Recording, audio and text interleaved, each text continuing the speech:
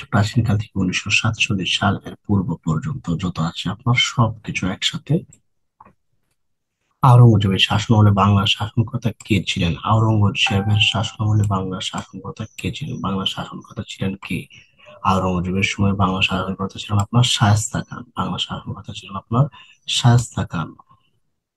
আওরঙ্গজেবের শাসনকাল ছিল আপনার 1658 থেকে 1707 খ্রিস্টাব্দ পর্যন্ত। উদ্দেশ্য ধর্ম প্রাণ হওয়ার জন্য আওরঙ্গজেবকে বলা হয় আপনার হচ্ছে জিন্দা পীর। আওরঙ্গজেবকে বলা হয় কি আপনার জিন্দা পীর। তিনি বাদশাহ আলমগীর নামেও পরিচিত, কারণ হচ্ছে সম্রাট শাহজাহান তার পুত্র আলমগীরের যোগ্যতা স্বীকৃতি স্বরূপ এই উপাধি প্রদান করেন। সম্রাট আওরঙ্গজেবের আত্মজীবনীমূলক গ্রন্থ হচ্ছে কি আপনার ফতুয়া-ই আলমগীরি। ফতুয়া-ই আলমগীরি কার আত্মজীবনের নাম? ফতুয়া-ই আলমগীরি হচ্ছে কি সম্রাট আওরঙ্গজেবের আত্মজীবনীর নাম।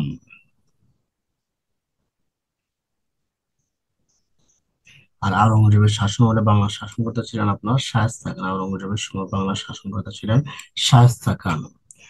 দুই, কোন মুঘল সম্রাট প্রিন্স অফ ভিলিয়ার্স নামে পরিচিত? কোন মুঘল সম্রাট প্রিন্স অফ ভিলিয়ার্স নামে পরিচিত? সবচেয়ে বেশি নির্মাণ কাজ করেছে আপনার শাহজাহান। এখানের মধ্যে আপনার উত্তর হচ্ছে কি আপনার সম্রাট শাহজাহান।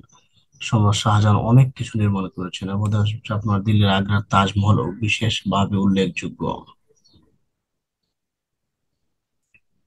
সম্রাট শাহজাহানের আমলকে আপনার দিল্লি শাসনে কি বলা হয়? স্বর্ণযুগ বলে অভিহিত করা হয়। দিল্লি শাসনের স্বর্ণযুগ বলে অভিহিত করা হয় হচ্ছে আপনার সম্রাট শাহজাহানের শাসনামলকে। শিল্পী সংস্কৃতির বিকাশে সম্রাট শাহজাহানের পৃষ্ঠপোষকতার স্বীকৃতি হিসেবে তাকে প্রিন্স অফ বিল্ডার্স হিসেবে অভিহিত করা হয়। প্রিন্স অফ বিল্ডার্স হিসেবে অভিহিত করা হয়ে থাকে। বাংলায় 12 ভূঁইয়াদের উৎপত্তি হয় কার শাসনামলে? বাংলার 12 ভূঁইয়াদের উৎপত্তি হয় কার শাসনামলে? সম্রাট আকবরের শাসনামলে বাংলার 12 ভূঁইয়াদের উৎপত্তি হয়। 12 ভূঁইয়া বলতে আসলে জমিদারদের বোঝানো হয়েছে। কোন চুক্তি স্বাক্ষরের পরে ইউরোপীয় বণিকগণ ভারতবর্ষে আগমন করে আপনার মেঘনা ঘাটা ন, তারপর হচ্ছে বার্সায় চুক্তিও না, তারপর হচ্ছে কি আপনার ওয়েস্ট ফালিয়ার চুক্তির মাধ্যমে কি আপনার ভারতবর্ষে আগমন করে ব্রিটিশরা। 1648 সালে ইউরোপের যুদ্ধরত বিভিন্ন দেশের মধ্যে একটি শান্তি চুক্তি হয়, একে বলা হয় কি ওয়েস্ট ফালিয়া চুক্তি। ইউরোপের বিভিন্ন দেশের মধ্যে আপনার একটি শান্তি চুক্তি হয় 1648 সালে, অর্থাৎ 1648 সালে যে চুক্তি হয় সেটিকে বলা হয় কি আপনার ওয়েস্ট ফালিয়ার চুক্তি।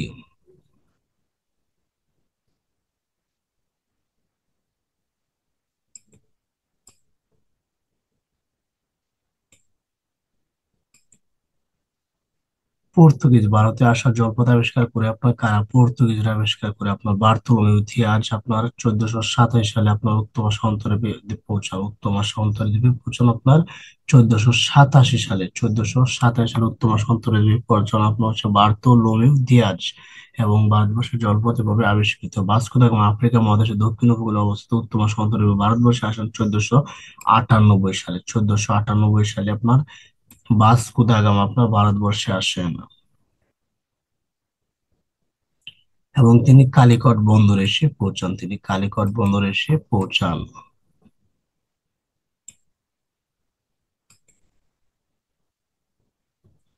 ইউরোপীয়দের মধ্যে প্রথম ভারতবর্ষে ঘাঁটি স্থাপন করা হয় হচ্ছে আপনার 1516 সালে। প্রথম ভারতবর্ষে ঘাঁটি স্থাপন করা হয় 1516 সালে।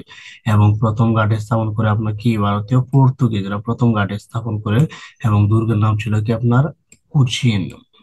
এবং তারা বাংলাতে ফিরিঙ্গি নামে পরিচিত। পর্তুগিজরা আপনার হচ্ছে বাংলাতে ফিরিঙ্গি নামে পরিচিত, তাদের দুর্গের নাম ছিল কুচিন। এবং 1516 সালে প্রথম ভারতবর্ষে আপনার ঘাঁটি স্থাপন করে ইউরোপীয়রা। উলন্দাজ নেদারল্যান্ড অধিবাসীদের বলা হয় আপনার কি উলন্দাজ। নেদারল্যান্ড এর অধিবাসীদের বলা হয় হচ্ছে আপনার উলন্দাজ। তাদের ব্যবসা ছিল কি আপনার মশলার ব্যবসা। তাদের শ্রেষ্ঠ ব্যবসা ছিল হচ্ছে আপনার কি মশলার ব্যবসা। তারা ইন্দোনেশিয়াতে উপনিবেশ স্থাপন করেছিল এবং বাংলায় তারা আসে 1602 সালে। 1602 সালে তারা আপনার বাংলায় আগমন করে।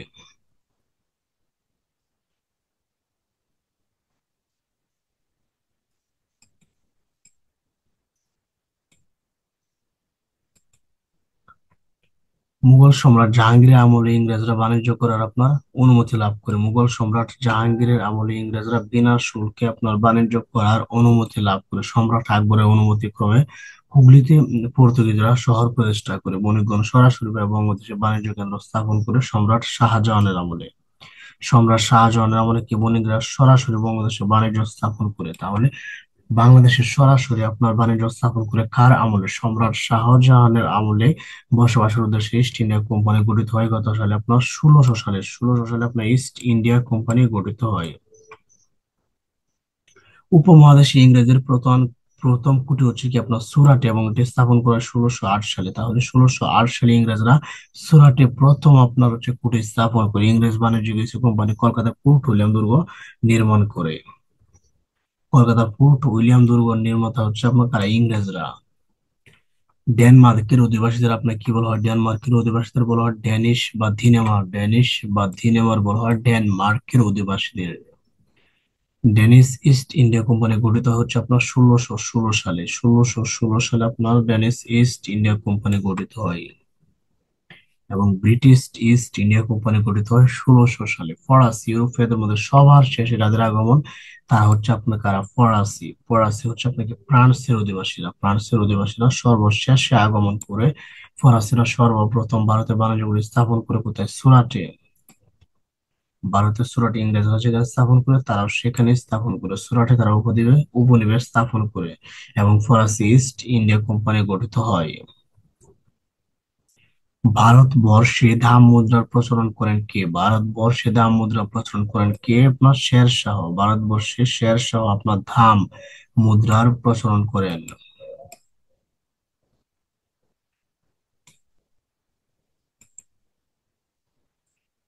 শেরশাহ 1537 খ্রিস্টাব্দে দুইবার বাংলা রাজধানী গৌড় আক্রমণ করেন। শেরশাহ 1537 খ্রিস্টাব্দে দুইবার বাংলা রাজধানী গৌড় আক্রমণ করেন। শেরশাহের সময় বাংলা রাজধানী ছিল তাহলে গৌড়। তখন দিল্লির সম্রাট হুমায়ুন শেরশাহের এসে পিছু ধাওয়া করে বাংলা রাজধানী গৌড় আক্রমণ করেন। তখন দিল্লির সম্রাট ছিলেন কি আপনার? হুমায়ুন। শেরশাহের সময় দিল্লির সম্রাট ছিলেন হুমায়ুন এবং বাংলা রাজধানী ছিল আপনার গৌড়।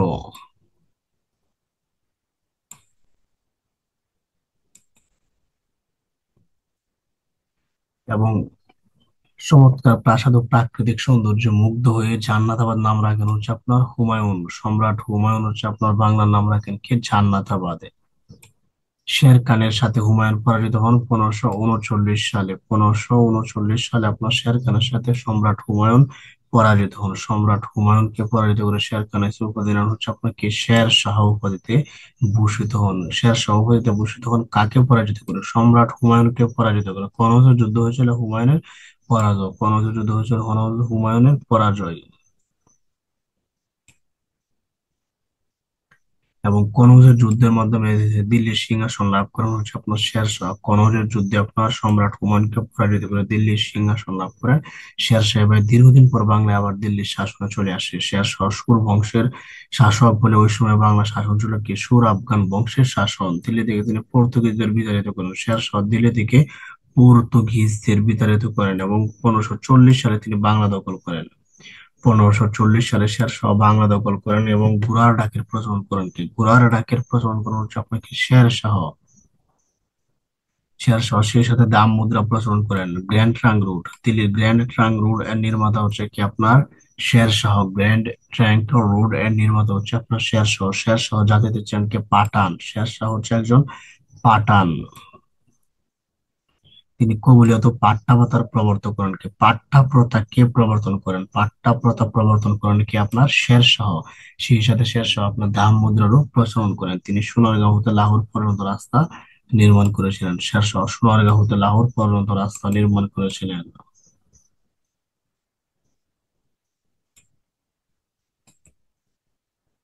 কোন যুদ্ধের মাধ্যমে ভারতে মুঘল সাম্রাজ্যের পতন ঘটেছিল? কোন যুদ্ধের মাধ্যমে ভারতে মুঘল সাম্রাজ্যের পতন ঘটেছিল? ভারতে মুঘল সাম্রাজ্যের পতন ঘটেছিল হচ্ছে আপনাকে পানিপথের প্রথম যুদ্ধের মাধ্যমে। পানিপথের প্রথম যুদ্ধের মাধ্যমে ভারতীয় মুঘল সাম্রাজ্যের পতন ঘটেছিল। পানিপথের তিনটি যুদ্ধ ছিল। পানিপথের তিনটি যুদ্ধের মধ্যে প্রথম যুদ্ধটি সংঘটিত হয় হচ্ছে আপনার কি? 1526 সালে। 1526 সালে প্রথম যুদ্ধ হয়। এর প্রতিপক্ষ ছিল বাবর এবং ইব্রাহিম লোদি। সম্রাট বাবর এবং হচ্ছে কি ইব্রাহিম লোদিয়ার মধ্যে এই যুদ্ধ সংঘটিত হয়েছিল। যুদ্ধটি ছিল পানিপথের প্রথম যুদ্ধ। এতে আপনার বাবর জয়ী হন এবং মুঘল সাম্রাজ্য প্রতিষ্ঠা করেন। এবং এই যুদ্ধে বাবর ভারতবর্ষের ইতিহাসে প্রথম কামান ব্যবহার করেন। ভারতবর্ষের ইতিহাসে তাহলে প্রথম কামান কে ব্যবহার করেন? সম্রাট বাবর ভারতবর্ষের ইতিহাসে প্রথম কামান ব্যবহার করেন।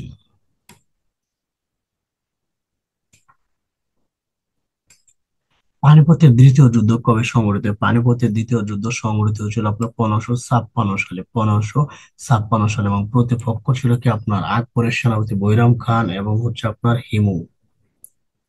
আকবরের সেনাপতি বৈরাম খান এবং হিমুর মধ্যে এই যুদ্ধ সংঘটিত হয়েছিল। হিমু ছিল হচ্ছে আপনার আদিল শাহ সুরির প্রধানমন্ত্রী। ফলাফল হচ্ছে আপনার কে বৈরাম খান জয়ী হন। এর যুদ্ধে হিমু নিহত হলে আকবর দিল্লি অধিকার করেন। এই যুদ্ধে কি হয়? হিমু নিহত হয়। পানিপথের দ্বিতীয় যুদ্ধ হয় 1556 সালে এবং হিমু পরাজিত হয়। বৈরাম খান আকবরের সেনাপতি জয়ী হলে আপনার বাংলায় আপনার শাসন প্রতিষ্ঠা করে কে? আপনার সম্রাট আকবর। পানিপথের তৃতীয় যুদ্ধ হয় 1761 সালে। পানিপথের তৃতীয় যুদ্ধ হয় 1761 সালে। প্রতিপক্ষ হচ্ছে আপনার শাহ আবদালী এবং মারাঠাদের মধ্যে যুদ্ধ সংঘটিত হয়। শাহ আবদালী এবং মারাঠাদের মধ্যে এই যুদ্ধ সংঘটিত হয়। এবং এই যুদ্ধের ফলাফল কি ছিল? এই যুদ্ধের ফলাফল ছিল আপনার কি মারাঠারা এতে পরাজিত হন এবং শাহ আবদালী এই যুদ্ধে বিজয়ী হন। মারাঠা শাসকের উপাধি কি ছিল? মারাঠা শাসকের উপাধি ছিল আপনার কি পেশোয়া। মারাঠা শাসকের উপাধি ছিল আপনার পেশোয়া। সম্রাট কাদের উপাধি ছিল? সম্রাট আপনার দিল্লি শাসকদের উপাধি ছিল হচ্ছে আপনার সম্রাট। পৃথিবী বিখ্যাত তাজমহল কোন নদীর তীরে অবস্থিত? পৃথিবী বিখ্যাত তাজমহল হচ্ছে আপনার কি যমুনা নদীর তীরে অবস্থিত। যমুনা নদীর তীরে অবস্থিত। পৃথিবীর সপ্ত আশ্চর্যের অন্যতম হচ্ছে ভারতের উত্তর প্রদেশের আগ্রার তাজমহল। আগ্রার তাজমহল হচ্ছে ভারতের উত্তর প্রদেশে অবস্থিত এবং তাজমহলের স্থপতি হচ্ছে কি আপনার উস্তাদ ঈসা মাস্টার। উস্তাদ ঈসা মাস্টার সিরাজি। উস্তাদ ঈসা মাস্টার সিরাজি হচ্ছে আপনার কি তাজমহলের স্থপতি।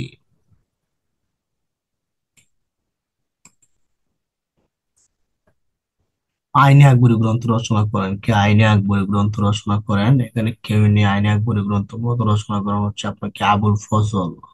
এবং এই গ্রন্থে তিনি প্রথম দেশবাচক শব্দটি ব্যবহার করেন। এখানে আবুল ফজলের নাম না থাকে আপনার উত্তর হবে কি? উত্তর হবে কেউই নয়। উত্তর হবে কেউই নয়।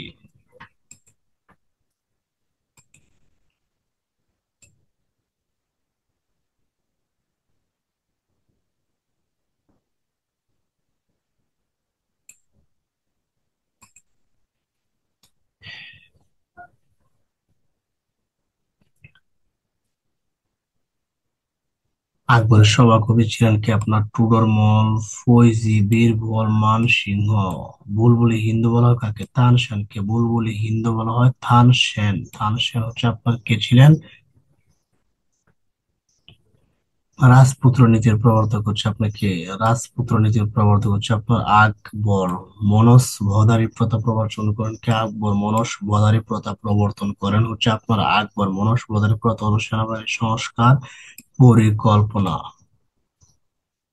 রাজপুত প্রবর্তক হচ্ছে আপনার আকবর এবং হচ্ছে মনসবদারি প্রথা প্রবর্তন করেন হচ্ছে আপনার আকবর। কোন খ্রিস্টাব্দে দিল্লির সুলতানি শাসনের অবসান হয়? কোন খ্রিস্টাব্দে দিল্লির সুলতানি শাসন? 1526 সালে। পানিপথের প্রথম যুদ্ধের মাধ্যমে কি হয়? দিল্লির সুলতানি শাসনের অবসান হয়। পানিপথের প্রথম যুদ্ধ হয়েছিল 1526 সালে। 1526 সালে এবং এই যুদ্ধের মাধ্যমে কি হয় আপনার?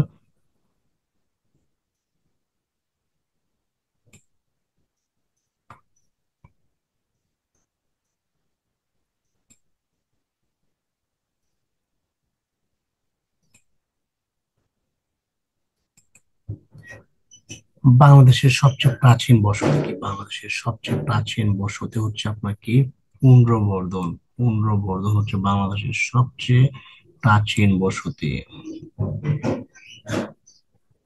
এবং এই পুন্ড্র জনগোষ্ঠী আপনার গড়ে তুলেছিল কারা? পুন্ড্র জাতির আপনি পুন্ড্র জনগোষ্ঠী গড়ে তুলেছিল। আর সীমানা ছিল রাজশাহী, রংপুর, দিনাজপুর, বগুড়া। এবং পুন্ড্র জনপদের রাজধানী ছিল কি আপনার পুন্ড্রনগর। পুন্ড্র জনপদের রাজধানী ছিল পুন্ড্রনগর। পরবর্তী আর নাম হয় কি, পুন্ড্র থেকে হয় আপনার কি মহাস্থানগড়। মহাস্থানগড় প্রাচীন পুন্ড্রনগরীর ধ্বংসাবশেষ বলে পণ্ডিতরা মনে করেন। এটি হচ্ছে কি বাংলাদেশের প্রাচীনতম শিলালিপি।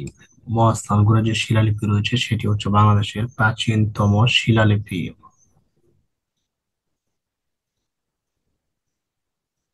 এবং সম্রাট অশোকের শাসনামলে পূর্ণ রাজ্য আপনার স্বাধীন সত্তা হারায়। তাহলে বাংলাদেশের সবচেয়ে প্রাচীন বসতি হচ্ছে কি পুন্ড্রবর্ধন, যার বর্তমান নাম হচ্ছে মহাস্থানগড়। এখানে আপনার বাংলাদেশের সবচেয়ে প্রাচীন শিলালিপি এখানে পাওয়া যায়। সবচেয়ে প্রাচীন শিলালিপি এখানে পাওয়া যায়। তারপর হচ্ছে আপনার কোন শাসকের আমলে সমগ্র বাংলা ভাষাভাষী অঞ্চল ভাঙ্গারা নামে পরিচিত হয়। সমগ্র বাংলা ভাষাভাষী অঞ্চল ভাঙ্গারা নামে পরিচিত হয় কার আমলে?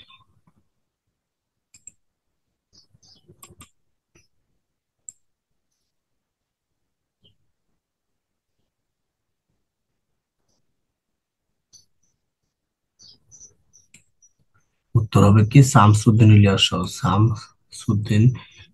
শাহের আমলে। শামসুদ্দিন ইলিয়াস শাহের আমলে কি হয় আপনার বাংলা নামে পরিচিত হয়। শামসুদ্দিন ইলিয়াস শাহ কোন শাসকের সময় সমগ্র বাংলা ভাষাভাষী অঞ্চল বাংলা নামে পরিচিত হয়ে ওঠে? হচ্ছে উত্তর হচ্ছে কি আপনার শামসুদ্দিন ইলিয়াস শাহের আমলে আপনার পরিচিত লাভ করে। তারপর হচ্ছে কি আপনার 13 নম্বর প্রশ্ন, ঢাকায় সর্বপ্রথম কবে বাংলা রাজধানী স্থাপিত হয়? ঢাকার আপনার এ পর্যন্ত 5 বার বাংলাদেশের রাজধানী হয়েছে। এর মধ্যে 1610 সালে প্রথম বাংলা রাজধানী হয় ঢাকা। 1610 সালে আপনার প্রথম বাংলার রাজধানী মর্যাদা লাভ করে হচ্ছে আপনার ঢাকা। ইসলাম খান হয়েছে 1610 সালে আপনার রাজধানী ঢাকা করেন। এবং তিনি ঢাকার নাম রাখেন কি আপনার জাহাঙ্গীরনগর। ঢাকার নাম রাখেন কি আপনার জাহাঙ্গীরনগর। সম্রাট জাহাঙ্গীরের নাম অনুসারে তিনি ঢাকার নামকরণ করেন জাহাঙ্গীরনগর। এবং 1610 সালের পর আপনার হচ্ছে আপনার 1905 সালে আপনার বাংলা রাজধানী ছিল ঢাকা। এরপর 1947 সালে চতুর্থবারের মতো বাংলা রাজধানী ছিল আপনার ঢাকা। চতুর্থ বারের মতো রাজধানী ছিল ঢাকা। এবং 1971 সালে হচ্ছে আপনাকে পঞ্চমবারের মতো বাংলা রাজধানী ঢাকা হয়েছিল। 1660 সালে বাংলা রাজধানী ঢাকা হয়েছিল। 1660 সালেও বাংলা রাজধানী ঢাকা ছিল। এই মোট 5 বার বাংলাদেশের রাজধানী হয়েছিল আপনার ঢাকা, বা বাংলা রাজধানী হয়েছিল ঢাকা। বাংলাদেশ লোক শিল্প জাদুঘর কোথায় অবস্থিত? বাংলাদেশ লোক শিল্প জাদুঘর হচ্ছে কি সোনারগাঁও। লোক শিল্প জাদুঘর আপনার সোনারগাঁওয়ে অবস্থিত। সোনারগাঁও বাংলাদেশের লোক শিল্পের অতীত সমূহ নকশিকাঁথা, মাটির পাত্র, তারপরে হচ্ছে বেত, কাঁসা, মসলিন, এগুলো হচ্ছে কি আপনার লোক শিল্প। নকশিকাঁথা হচ্ছে একটি লোক শিল্প সংরক্ষণের জন্য আপনার সোনারগাঁও হচ্ছে কি আপনার নারায়ণগঞ্জে আপনার এই লোক শিল্প জাদুঘর স্থাপিত হয়। ব্রিটিশ বণিকদের বিরুদ্ধে একজন চাকমা জমিয়ান নেতা বিদ্রোহের পতাকা উড়িয়েছিলেন, তার নাম কি? তার নাম উত্তর হচ্ছে জোয়ান বক্স। বাগেরহাট খান জাহান আলীর প্রতিষ্ঠিত মসজিদে কত গম্বুজ মসজিদ? বাগেরহাটে খান জাহান আলী প্রতিষ্ঠিত মসজিদটি হচ্ছে আপনার কি 81টি গম্বুজ রয়েছে। বাগেরহাট 60 গম্বুজ মসজিদে আপনার 81টি গম্বুজ রয়েছে। এখানে 80 দেওয়া আছে, 60 দেওয়া আছে, 87 দেওয়া আছে। মানে এখানে সঠিক উত্তর কি নেই, এখানে সঠিক উত্তর নেই। তাহলে উত্তর হবে আপনার কি সঠিক উত্তর নেই। তাহলে কি আপনার সঠিক উত্তর নেই, এর মধ্যে হচ্ছে খান জাহান আলী। তারপর হচ্ছে আপনাকে 17 নম্বর প্রশ্ন হচ্ছে আপনার বাংলার চিরস্থায়ী ভূমি ব্যবস্থা কে প্রবর্তন করেন? বাংলার চিরস্থায়ী ভূমি ব্যবস্থা প্রবর্তন করেন কে? লর্ড কর্নওয়ালিসের চিরস্থায়ী ভূমি ব্যবস্থা প্রথা প্রবর্তন। লর্ড কর্নওয়ালিসের চিরস্থায়ী ভূমি ব্যবস্থা। এবং তিনি আপনার 1793 সালে আপনার তিনি চিরস্থায়ী ভূমি ব্যবস্থা প্রথা প্রবর্তন করেন। লর্ড কর্নওয়ালিস আপনার মার্কিন যুক্তরাষ্ট্রের সাথে যে আপনার ব্রিটিশদের যুদ্ধ ছিল সেখানে তিনি আপনার কি সেনাবাহিনীর প্রধান ছিলেন তিনি। সেখানে সেনাবাহিনীর প্রধান ছিলেন কে? Lord Cornwallis. কোন গোষ্ঠী থেকে বাংলা জাতির প্রধান অংশ গড়ে উঠেছে? বাংলা জাতির প্রধান অংশ গড়ে উঠেছে আপনার অস্ট্রিক জাতি থেকে। বাংলা জাতির প্রধান অংশ গড়ে উঠেছে হচ্ছে আপনার কি? অস্ট্রিক জাতি থেকে। প্রাচীন চন্দ্রদ্বীপের বর্তমান নাম কি? প্রাচীন চন্দ্রদ্বীপের বর্তমান নাম হচ্ছে আপনার কি? বরিশাল। চন্দ্রদ্বীপ হচ্ছে কি আপনার বরিশাল। বরিশালের পূর্ব নাম ছিল আপনার চন্দ্রদ্বীপ।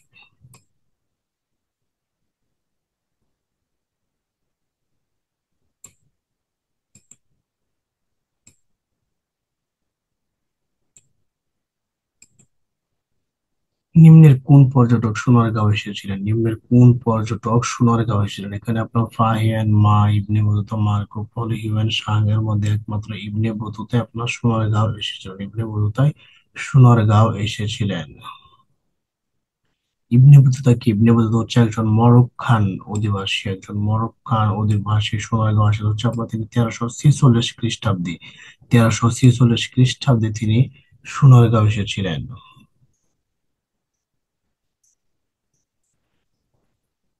এছাড়া মধ্যযুগে যেসব পরিব্রাজক এসে সোনারগাঁও ভ্রমণ করেন তার মধ্যে ছিলেন চীনের কি? মা হুয়ান। চীনের মা হুয়ান 1406 খ্রিস্টাব্দে আপনার কি সোনারগাঁও ভ্রমণ করেন।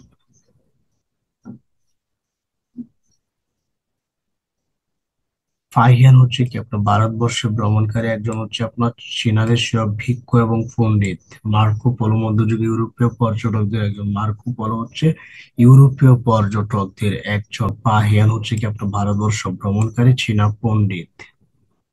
একই সাথে আপনার হিউয়েন সাং একজন চীনা দেশীয় পণ্ডিত যিনি ভারতবর্ষ ভ্রমণ করেছিলেন।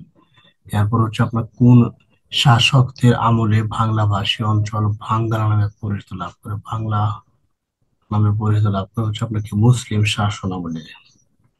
সুলতান ইলিয়াস শাহ প্রথম হয়েছে বাংলার নামকরণ হচ্ছে 1352 সালে। সুলতান ইলিয়াস শাহ বঙ্গের নামকরণ বাংলাকরণ হচ্ছে আপনার 1352 সালে। মুঘল সম্রাট হুমায়ুন বাংলার নামকরণ হচ্ছে কি? জান্নাতাবাদ। 1538 সালে মুঘল সম্রাট হুমায়ুন বাংলাদেশের সৌন্দর্য অবলোকন করে তিনি একে জান্নাতাবাদ নামকরণ করেন। সুবে বাংলা। মুঘল সম্রাট আকবর জান্নাতাবাদ নামকরণ কি? সুবে বাংলা। সুবে বাংলা নামকরণ কি? 1576 সালে। বেঙ্গল প্রেসিডেন্সি কি? বেঙ্গল প্রেসিডেন্সি হচ্ছে লর্ড ডালহৌসি সুবেদার নামকরণ করা হচ্ছে বেঙ্গল প্রেসিডেন্সি। সম্রাট আকবর নাম করেছিলেন কি আপনার? সুবে বাংলা। 1576 সালে আর এটি পরিবর্তন করেন হচ্ছে লর্ড ডালহৌসি এবং তিনি নামকরণ করেন কি? বেঙ্গল প্রেসিডেন্সি। আর পূর্ববঙ্গ হচ্ছে আপনার 1905 সালে বঙ্গভঙ্গ হয়। বঙ্গভঙ্গ কার্যকর করেছিলেন কি আপনার? Lord Curzon. লর্ড কার্জন বঙ্গভঙ্গ কার্যকর করেছিলেন।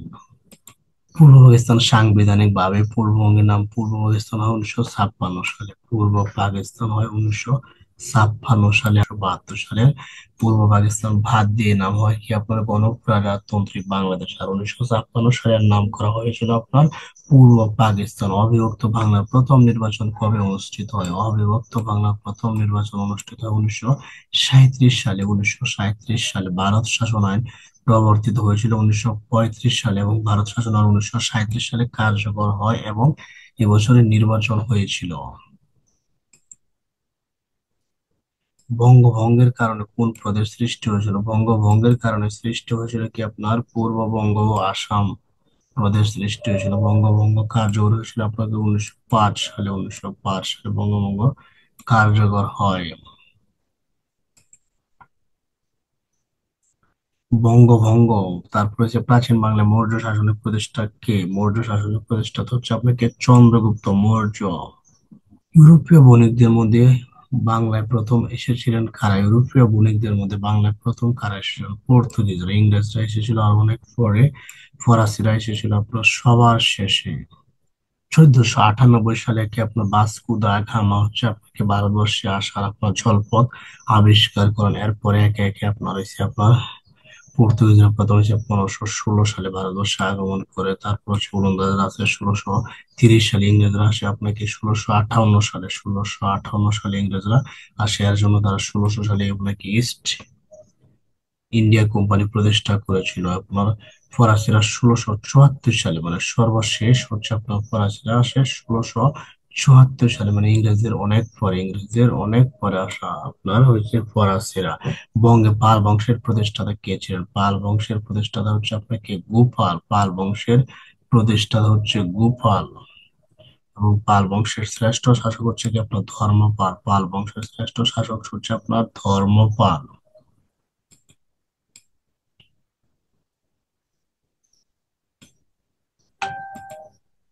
চৈনিক তীর্থযাত্রী ফাহিয়ান ভারতবর্ষে আসেন হচ্ছে আপনার কার আমলে? ভারতবর্ষে আসেন হচ্ছে আপনার ফাহিয়ান ছিল আপনার দ্বিতীয় চন্দ্রগুপ্তের আমলে ভারতবর্ষে আসেন। দ্বিতীয় চন্দ্রগুপ্তের আমলে ভারতবর্ষে আসেন হচ্ছে ফাহিয়ান। ভারতের নেপোলিয়ন বলা হয় কাকে? নেপোলিয়ন বলা হয় কাকে ভারতের নেপোলিয়ন বলা হয় কাকে হচ্ছে সমুদ্রগুপ্তকে। নেপোলিয়ন বলা হয় সমুদ্রগুপ্তকে। নেপোলিয়ন ছিলেন হচ্ছে আপনার ফ্রান্সের প্রেসিডেন্ট।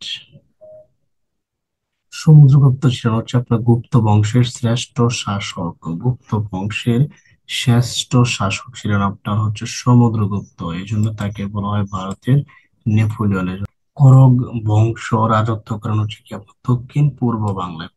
করগ বংশ রাজত্ব করেন হচ্ছে আপনাকে দক্ষিণ পূর্ব বাংলায় রাজত্ব করেন হচ্ছে আপনার খড়গ বংশ। কালিদাস, বড়ামির, আর্যভট্ট, বিশ্ব শর্মা প্রমুখ ব্যক্তিবর্গ আবির্ভূত হয়েছিল হচ্ছে আপনার গুপ্ত যুগে। কালিদাস, বড়ামির, আর্যভট্ট, বিশ্ব শর্মা প্রভৃতি ব্যক্তিবর্গ হচ্ছে আপনাকে আবির্ভূত হয়েছিল হচ্ছে আপনাকে গুপ্ত যুগে। গুপ্ত যুগের হচ্ছে আপনার এসে সূচনাকারী হিসেবে ধরা হয় হচ্ছে আপনাকে শ্রীগুপ্তকে। গুপ্ত রাজাদের অধীনে বড় কোনো অঞ্চলের শাসককে বলা হতো হচ্ছে আপনার মহাসামন্ত। গুপ্ত বংশের অধীনে বড় কোনো অঞ্চলের শাসকদের বলা হতো হচ্ছে আপনার মহাসামন্ত। মৌর্যদের মতো বাংলায় গুপ্তদের রাজধানী ছিল হচ্ছে কি আপনার পুন্ড্রনগর, যেটা বর্তমানে মহাস্থানগড় নামে পরিচিত। এই মহাস্থানগড় ছিল আপনার কি গুপ্তদের রাজধানী। তবে গুপ্ত বংশের রাজধানী ছিল কি আপনার পাটলিপুত্র, পাটনায় অবস্থিত। পাটলিপুত্র ছিল আপনার গুপ্ত বংশের রাজধানী। গুপ্ত যুগে বিবেচনা করা হয় সামগ্রিকভাবে ভারতের ইতিহাসের হচ্ছে আপনার স্বর্ণযুগ হিসেবে গুপ্ত বংশকে অভিহিত করা হয়ে থাকে।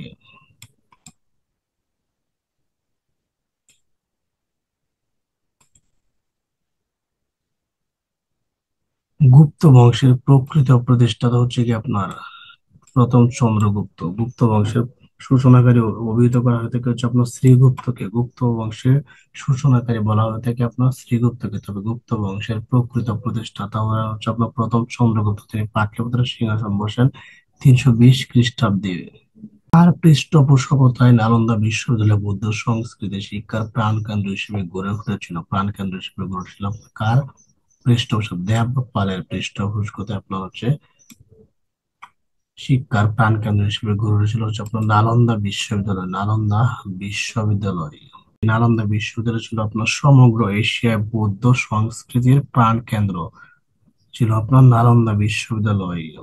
এবং দেবপালের সময়েই পাল সাম্রাজ্য সবচেয়ে বেশি বিস্তৃতি লাভ করে হচ্ছে আপনার কি দেবপালের আমলে। মাৎস্যান্না বলতে কি বোঝো? মাৎস্যান্না বলতে বাংলা কোন সময় কি নির্দেশ করে? মাৎস্যান্না বলতে আপনার সপ্তম থেকে অষ্টম শতাব্দীর মধ্যবর্তী সময়কে নির্দেশ করে। সপ্তম থেকে অষ্টম শতাব্দীকে আপনার বলা হয়ে থাকে কি মাৎস্যান্নে। সপ্তম থেকে অষ্টম শতাব্দী পর্যন্ত যে সময়টাকে বলা হয় মাৎস্যান্নে। শশাঙ্কের মৃত্যুর পর প্রায় 100 বছর পাল তাম্রশাসনে মাৎস্যান্নে বলে অভিহিত করা হয়। এই সময় সবলরা দুর্বলের উপর কি করতো? অত্যাচার করত। এবং পাল শাসনের উত্থানের মধ্য দিয়ে এই মাৎস্যান্নের অবসান ঘটে পাল শাসনের উত্থানের মধ্য দিয়ে। এবং রাজা শশাঙ্কের মৃত্যুর পর হচ্ছে আপনাকে মাৎস্যান্যায় শুরু হয়। মাৎস্যান্যায়ের সময়কাল ছিল সপ্তম থেকে অষ্টম শতাব্দী পর্যন্ত, প্রায় 100 বৎসর সময়কালকে বলা হয়ে থাকে আপনার মাৎস্যান্যায়। বৌদ্ধ ধর্মের কনস্ট্যান্টাইন বলা হয় কাকে? সম্রাট অশোক বৌদ্ধ ধর্মের বিস্তারে অনেক গুরুত্বপূর্ণ কাজ করেছিল। যেন সম্রাট অশোককে বলা হয় হচ্ছে আপনার কি বৌদ্ধ ধর্মের কনস্ট্যান্টাইন, তিনি এটিকে বিশ্ব ধর্মে পরিচিত লাভ করান। সম্রাট অশোকের একটি শিলালিপি হচ্ছে কি আপনার মহাস্থানগড় বগুড়া, বগুড়ার মহাস্থানগড় হচ্ছে সম্রাট অশোকের একটি শিলালিপি এখানে পাওয়া যায়। মাৎস্যান্নে কোন শাসন আমলে দেখা যায়? মাৎস্যান্নে হচ্ছে আপনার পাল তাম্র শাসন আমলে দেখা দেয়, পাল তাম্র শাসন আমলে মাৎস্যান্নে দেখা দেয়।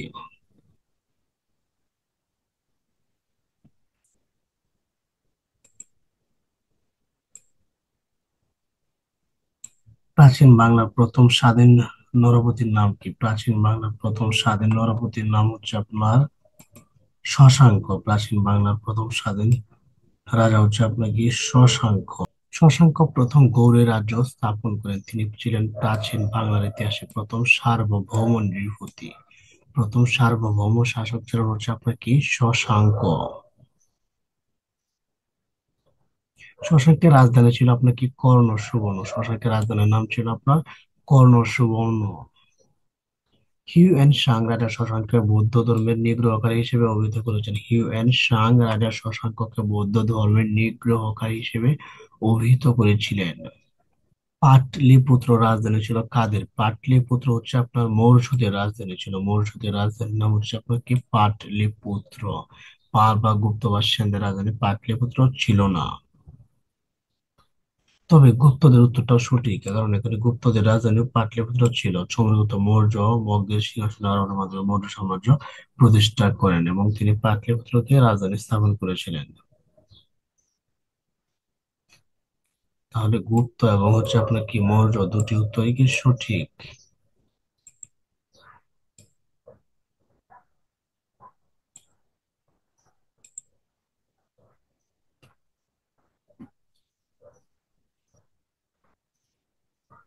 দ্বিতীয় চন্দ্রগুপ্ত সমুদ্রগুপ্তের মৃত্যুর পর হচ্ছে আপনার কি পাটলিপুত্রের সিংহাসনে বসেন। তিনি মালবের উজ্জয়িনী সাম্রাজ্যের দ্বিতীয় রাজধানী স্থাপন করেন। বিক্রমাদিত্য ছিল হচ্ছে আপনার দ্বিতীয় চন্দ্রগুপ্তের উপাধি।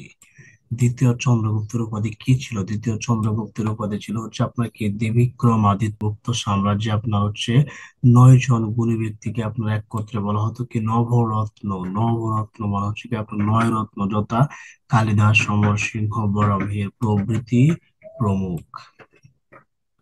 কোন যুদ্ধের ভয়াবহতা পরিণাম যুদ্ধের প্রত্যক্ষ করে আপনার হচ্ছে সম্রাট অশোক হচ্ছে আপনার বৌদ্ধ ধর্ম গ্রহণ করেছিলেন? কলিঙ্গের যুদ্ধের ভয়াবহতা দেখে সম্রাট অশোক হচ্ছে আপনার কি করেছিলেন? বৌদ্ধ ধর্মে দীক্ষিত হয়েছিলেন। কোন সম্রাটের আমলে দেশে বৌদ্ধ ধর্মের প্রসার ঘটে? সম্রাট অশোকের আমলে। সম্রাট অশোকের আমলে আপনার এদেশে বৌদ্ধ ধর্মের প্রসার ঘটে। চরক ছিলেন কি আপনার কি? চরক ছিলেন হচ্ছে আয়ুর্বেদ শাস্ত্র বিশারদ, আয়ুর্বেদ শাস্ত্র বিশারদ। কনিষ্ক ছিলেন কুষাণ রাজাদের মধ্যে শ্রেষ্ঠ, তার চিকিৎসক ছিলেন হচ্ছে আপনাকে চরক। কনিষ্ক এর চিকিৎসক ছিলেন হচ্ছে আপনাকে চরক। কোন যুগে প্রাচীন ভারতের স্বর্ণযুগ বলে অভিহিত করা হয়? কোন যুগকে প্রাচীন ভারতের স্বর্ণযুগ বলে অভিহিত করা হয়? ভারতের স্বর্ণযুগ বলে অভিহিত করা হচ্ছে আপনার কোন যুগকে? গুপ্ত যুগকে। গুপ্ত যুগকে বলা হচ্ছে আপনার ভারতের স্বর্ণযুগ।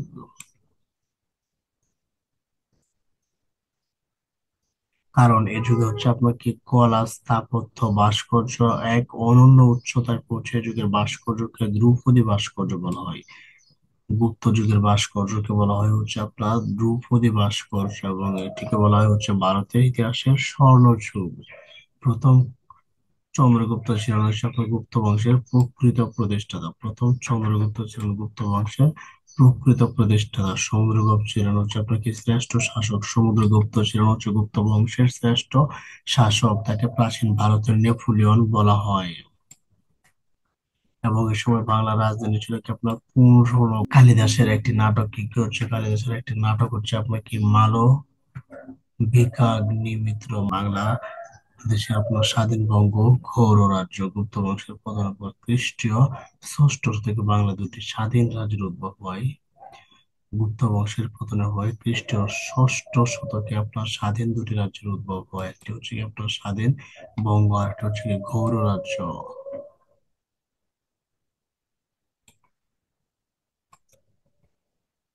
দক্ষিণ পূর্ব বাংলা, পশ্চিম বাংলা, দক্ষিণাঞ্চল যুগে ছিল, এর অবস্থান হচ্ছে কি বঙ্গরাজ্যের অবস্থান ছিল। তারপর হচ্ছে আপনার হয়েছে গুপ্তচন্দ্র ধর্ম, দ্বিতীয় সমাচার দেব নামে তিনজন রাজা মহারাজ নামে উপাধি গ্রহণ করেন। গুপ্তচন্দ্র ধর্মাদিত্য ও সমাচার দেব নামে তিনজন রাজা মহারাজ উপাধি গ্রহণ করে স্বাধীন বঙ্গরাজ্য শাসন করতেন। স্বাধীন বঙ্গরাজ্য শাসন করতেন। তারপর হচ্ছে গৌড়রাজ্য বাংলা পশ্চিম ও উত্তরাঞ্চল জুড়ে ছিল গৌড় শাসনের অধীনস্থ।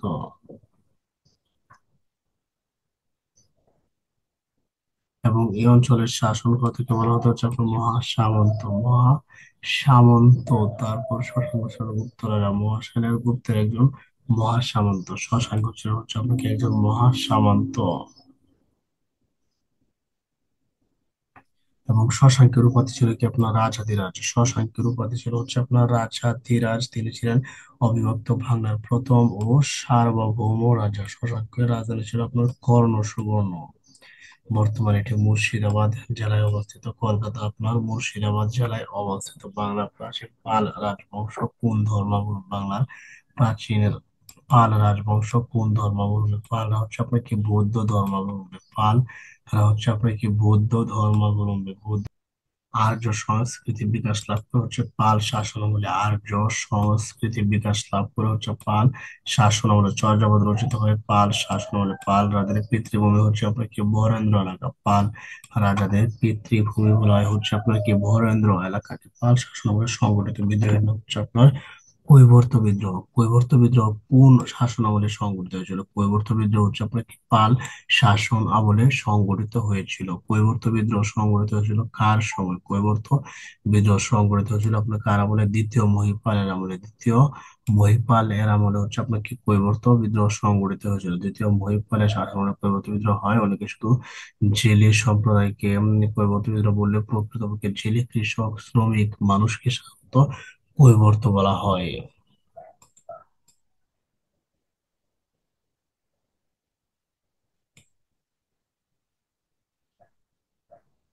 কৈবর্ত বিদ্রোহের নেতা কে ছিলেন? তীব্র ছিলেন কৈবর্ত বিদ্রোহের নেতা। দ্বিতীয় মহিপাল এর শাসনামলে কৈবর্ত বিদ্রোহ হয়। অনেকে শুধু জেলের সম্প্রদায়কে কথা বললেও আসলে জেলের সম্প্রদায় কৃষক সম্প্রদায়ের সবাইকে আপনাকে একত্রিত ভাবে কৈবর্ত বলা হয়। কৈবর্ত বিদ্রোহকে অনেক সময় বরেন্দ্র বিদ্রোহ বা সামন্ত বিদ্রোহ বলা হয়ে থাকে। কৈবর্ত বিদ্রোহকে অনেক সময় বরেন্দ্র বা সামন্ত বিদ্রোহ বলা হয়ে থাকে। দ্বিতীয় মহিপাল এর শাসনামলে আপনার কৈবর্ত বিদ্রোহ ছিল। দ্বিতীয় মহিপালের শাসন আমলে কৈবর্ত বিদ্রোহ হয়েছিল। এবং এটা ছিল কি পাল বংশ। তারপর সেন বংশের আদি নিবাস কোথায়? সেন বংশের আদি নিবাস হচ্ছে দক্ষিণাত্য। দক্ষিণাত্য হচ্ছে সেন বংশের আদি নিবাস।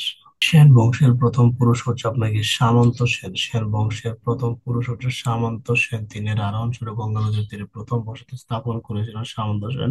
রাজ্য প্রতিষ্ঠা করতে না পারা সেন বংশের প্রতিষ্ঠাতা বলা হচ্ছে আপনার হেমন্ত সেনকে। সামন্ত সেন ছিলেন সেন বংশের আপনার হচ্ছে কি প্রথম পুরুষ। সেন বংশের প্রথম পুরুষ হচ্ছে সামন্ত সেন, কিন্তু তিনি আপনার কোনো প্রতিষ্ঠা করতে পারেননি, বংশ প্রতিষ্ঠা করতে পারেননি বলে আপনার হেমন্ত সেনকে বলা হয় কি সেন শাসনের প্রতিষ্ঠাতা বলা হয় হেমন্ত সেনকে। এবং সেন শাসনের সমাপ্তি আমাদের বাংলাদেশে মধ্যযুগে আরম্ভ হয়। বাংলাদেশে মধ্যযুগে আরম্ভ হয় কখন? সেন শাসনের পরে।